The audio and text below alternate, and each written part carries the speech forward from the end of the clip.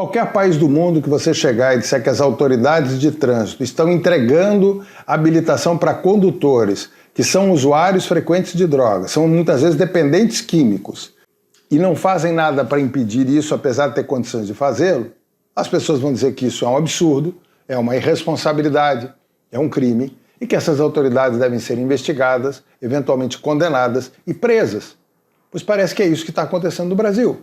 E é sobre isso que nós vamos conversar. Meu nome é Rodolfo Risoto, eu sou editor do estradas.com.br, coordenador do SOS Estradas e um dos fundadores da Trânsito Amigo, entidade de vítimas de trânsito, que é presidida pelo Fernando Diniz, um pai órfão de filho. Aliás, o Fabrício, filho do Diniz, morreu num acidente, num sinistro de trânsito, em que o outro condutor estava dirigindo sob efeito de substância psicoativa. Então é uma causa muito importante para nós da Trânsito Amigo. E aí a gente está vendo um noticiário com uma repercussão muito grande com relação à CNH Brasil, em que o governo lançou, através do ministro Renan Filho, a redução brutal dos custos da habilitação.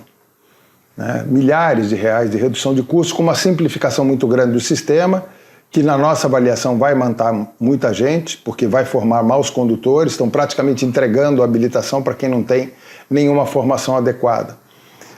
Mas essa é outra discussão que a gente já falou num outro vídeo e que eu não vou entrar aqui em detalhes agora. Ocorre que o lançamento da CNH Brasil ocorreu simultaneamente à aprovação no Congresso, e sancionada pelo presidente da República, da exigência do exame toxicológico na primeira habilitação. Então o que ocorreu? Um certo burburinho de pessoas dizendo, tá vendo? O ministro está lançando uma campanha de redução de custos, mas agora tem o exame toxicológico. Só que ele está reduzindo em milhares de reais o custo. E o exame toxicológico está na faixa de 120, 130, 140, 110 reais. Eu liguei inclusive para alguns lugares e as pessoas diziam, não, só pode pagar em 6 vezes no cartão de crédito. Então o problema não é custo, e um custo insignificante em relação à redução de custo substancial da CNH Brasil, conforme menciona aí o ministro. Mas o que me chamou a atenção é que quando você tem uma notícia como essa, olha, vai exigir exame toxicológico dos motoristas na primeira habilitação, sabendo que já foi um sucesso com relação às categorias C, D e E, ou seja, motoristas de caminhão, ônibus, van, etc., a primeira coisa que a autoridade deve pensar, isso é positivo, vai ajudar o nosso trabalho, nosso objetivo é reduzir o número de mortos e feridos, suponho. Bom, o que aconteceu? O ministro imediatamente se manifestou contra o exame toxicológico na primeira habilitação e deu a entender claramente que ia procurar derrubar essa medida. Mas ele é um político, ele veio do Congresso, ele sabe que o Congresso aprovou isso depois de muito tempo de discussão. Então, uma postura muito estranha do ministro, apoiado pelo seu secretário nacional de trânsito, que também deveria estar preocupado com as metas de redução de mortos e feridos. É uma contradição muito grande. Mas aí eu me lembrei de 10 anos atrás. Quando o exame toxicológico entrou em vigor para as categorias C, D e E, apesar das discussões que se falava de que os motoristas usavam rebite, e o que não era, ficou comprovado que 70% dos laudos era cocaína, que era muito mais grave, a droga predominante até hoje, em alguns estados até 80% dos laudos positivos é cocaína. Então é um problema muito grave do ponto de vista de saúde pública. Mas quando surgiu essa exigência, o que a gente deveria esperar? Que os Detrans, os dirigentes dos Detrans, se manifestassem a favor do exame. Não. Eles começaram a entrar, na maioria dos casos, na justiça para obterem liminares para impedir a aplicação do exame. Eu olhei aquilo e falei assim, peraí, é muito estranho. É a primeira e, aliás, até hoje, única política que existe no Brasil para efetivamente evitar que condutores usuários de drogas possam conduzir, possam ter acesso à habilitação. É a única política. Imagina 10 anos atrás. Mas eles entraram e conseguiram, em muitos casos, as liminares, elas foram caindo ao longo de 2016, em 2017 elas não existiam mais.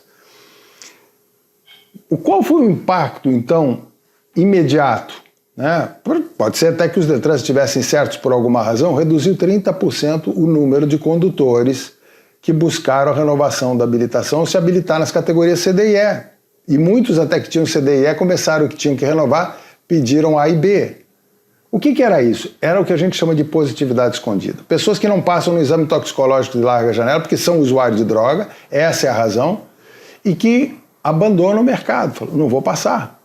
ou tem que se afastar para buscar tratamento, para se recuperar, o que aconteceu, inclusive, graças ao exame toxicológico de larga janela com condutores dessas categorias. E aí nós fomos analisar esses resultados até do ponto de vista da redução dos sinistros, ou seja, dos acidentes com veículos pesados. Quando a gente comparou 2015 com 2017, o primeiro ano, 2017, com a aplicação do exame em todo o país, com 2015, houve uma redução de 34% dos sinistros envolvendo veículos pesados, caminhões, e 45% ônibus. Mas uma boa notícia, que os órgãos de trânsito deveriam apoiar. Pouco tempo depois, na realidade houve algumas tentativas ao longo do tempo de derrubar o exame toxicológico, de evitar a sua aplicação, e nós temos histórias dramáticas que a gente revelou no Estrada sobre isso, de gente que morreu, inclusive em função, como a professora Vanessa e o seu filho, que morreram em função de um motorista que estava com o exame toxicológico vencido e com várias outras irregularidades na carreta, né? Então você tem um somatório de fatores, e não é apenas um, mas é um comportamento de risco. Quem está usando droga automaticamente já vai cometer uma série de outras barbaridades, né?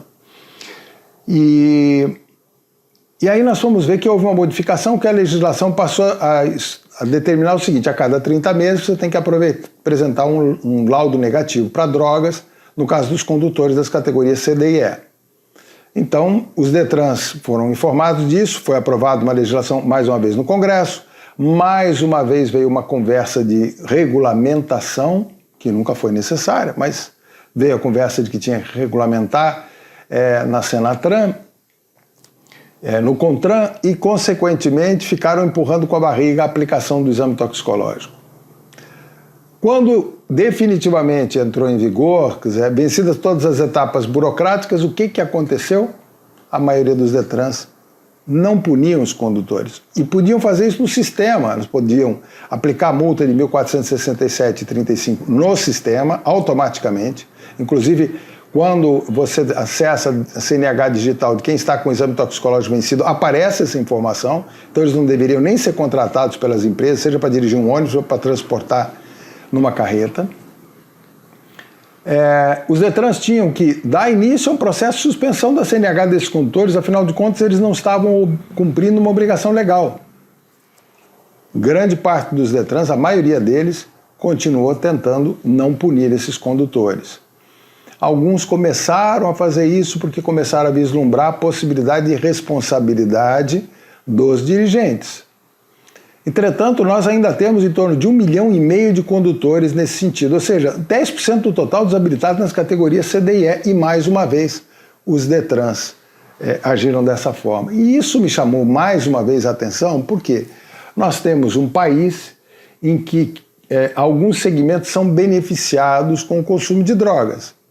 Por um lado, quem explora os motoristas profissionais, que aceitam que eles façam uso de qualquer coisa para se manterem acordados e dirigirem mais horas, são os escravocratas do transporte, inclusive representados no Congresso, muitas vezes até sob supostas lideranças de caminhoneiros. E existe um outro aspecto aí, que é o crime organizado. O crime organizado é contra o exame toxicológico, né?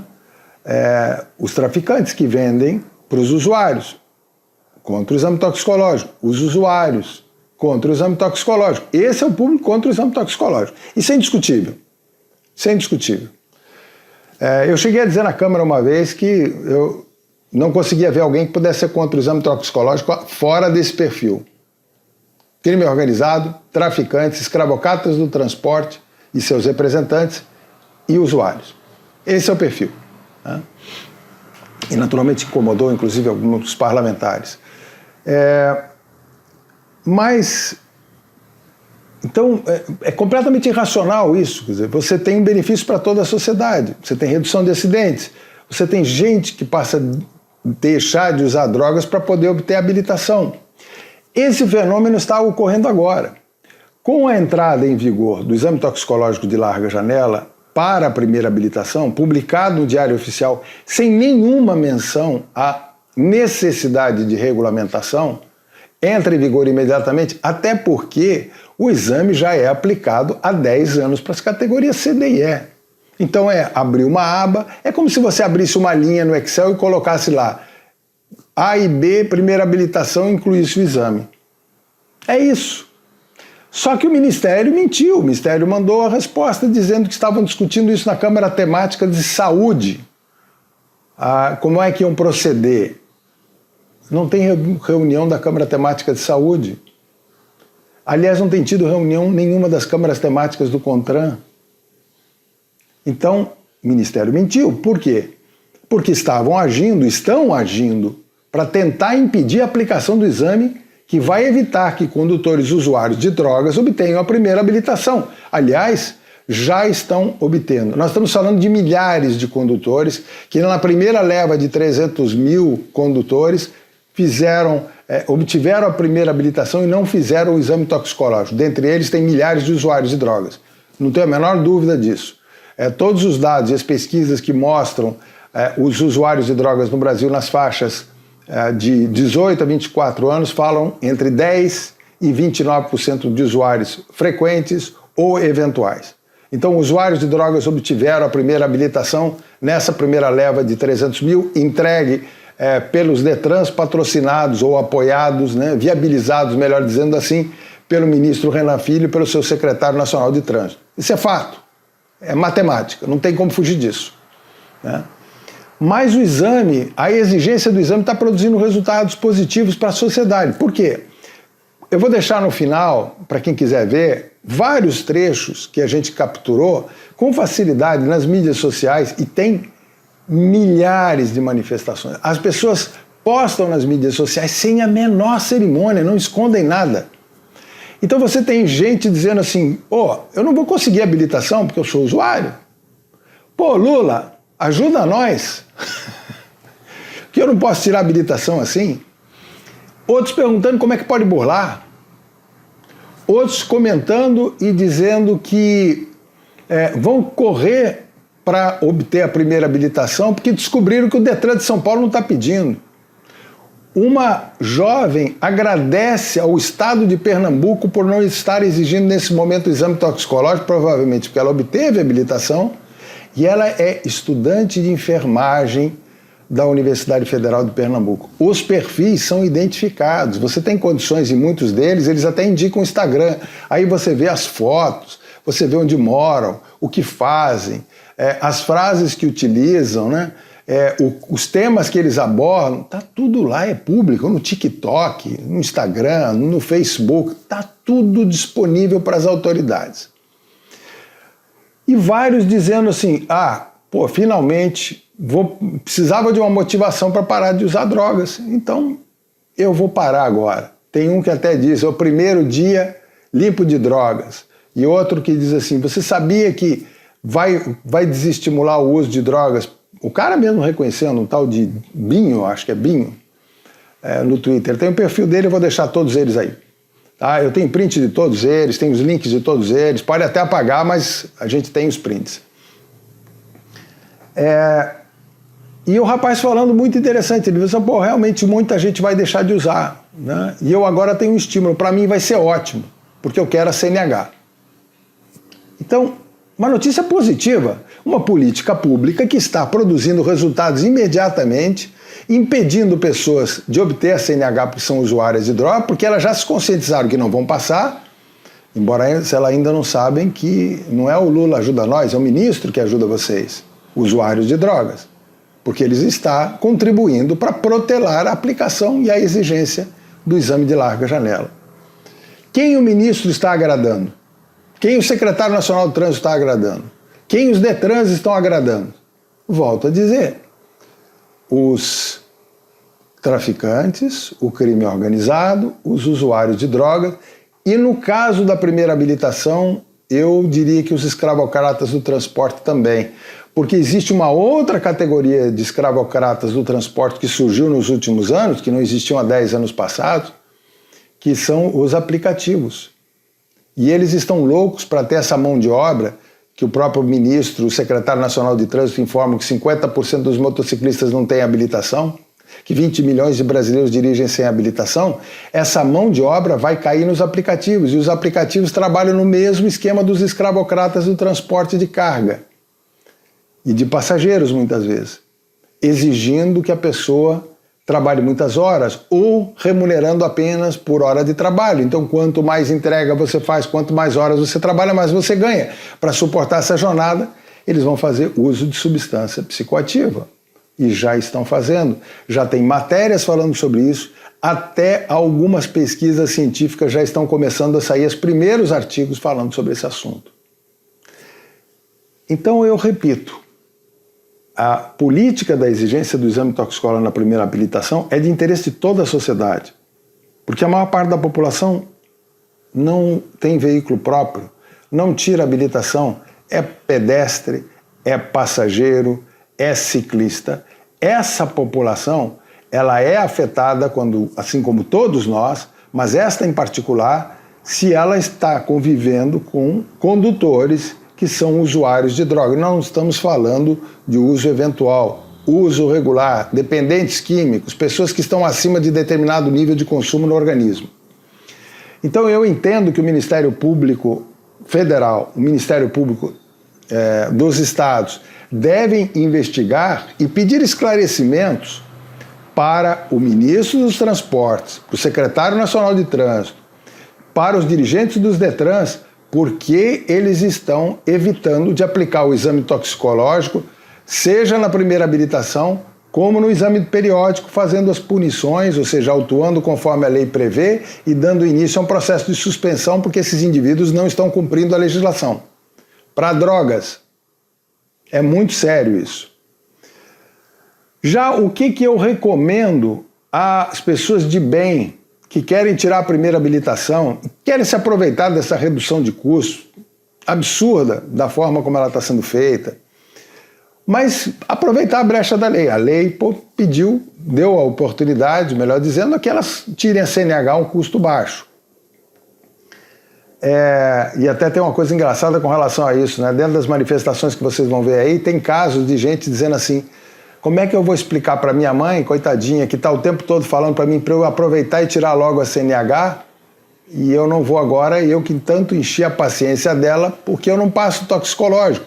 Teve um caso, inclusive, que o rapaz fala de que ele estava constrangido porque o pai estava falando de um concurso da polícia, que para ingressar na polícia precisa fazer o exame toxicológico de larga janela. E ele disse: como é que eu vou explicar para meu pai que eu não passo no toxicológico? E aí ele ainda diz uma frase, vocês vão ver aí ao final, que é: como é que eu... Imagina eu com uma arma na mão, porque ele é drogado, ele é usuário de drogas. Essa é a razão. Então o que eu recomendo para as pessoas de bem que querem tirar a primeira habilitação?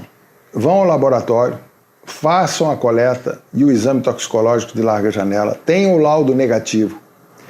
Procurem protocolar no DETRAN eletronicamente, protocolar fisicamente, se não for o caso, mandar para o e-mail comprovando de que vocês não são usuários de droga e que vocês fizeram o exame toxicológico durante o período que eram candidatos à primeira habilitação e obtiveram habilitação com o exame toxicológico negativo e válido. Eu garanto a vocês, e qualquer jornalista que quiser fazer perguntas para o ministro dos Transportes, para o secretário nacional de Trânsito, para qualquer dirigente do DETRAN, nenhum deles vai dizer não faça o exame. Porque eles sabem que tem que fazer. Está previsto na lei, não precisa de regulamentação nenhuma. Eles sabem disso. Então, você se precavendo, tomando essas atitudes, você vai ter condições de evitar uma eventual suspensão até cancelamento da sua habilitação, porque você não cumpriu uma obrigação legal que você não pode desconhecer. Você não pode desconhecer a lei. Quanto mais a lei de trânsito quando vai obter a primeira habilitação. Está na lei a exigência. Se o órgão não está cumprindo a obrigação dele, é outra questão. Você tem que cumprir a sua obrigação legal. Naturalmente que os usuários que estão descobrindo que está havendo essa postura por parte dos DETRANs, estimuladas pela Senatran e pelo ministro dos Transportes, estes usuários devem, depois de obter a sua CNH, mandar um e-mail de agradecimento, uma mensagem, publicar no Instagram, no Twitter: obrigado, ministro, obrigado, secretário nacional do Trânsito, obrigado dirigente do Detran do seu estado, por eu, usuário de drogas, poder obter a habilitação, graças a vocês. E também, quem sabe, o quinto poder, que a gente não sabe mais se é quinto poder, que é o crime organizado, que são os traficantes, eles talvez mandem também uma mensagem de agradecimento ao ministro, ao secretário nacional de trânsito e aos dirigentes do Detran. Porque não há dúvida que esses segmentos estão vendo com muita simpatia as atitudes do ministro. Espero que o Ministério Público Federal e o Ministério Público nos estados e demais órgãos de controle e a própria sociedade e a própria imprensa reflitam sobre o que está ocorrendo num país que está cada vez mais privilegiando o usuário de drogas, cada vez mais sendo tolerantes com usuários de drogas, com o crime organizado, independente das consequências humanas que isso causa.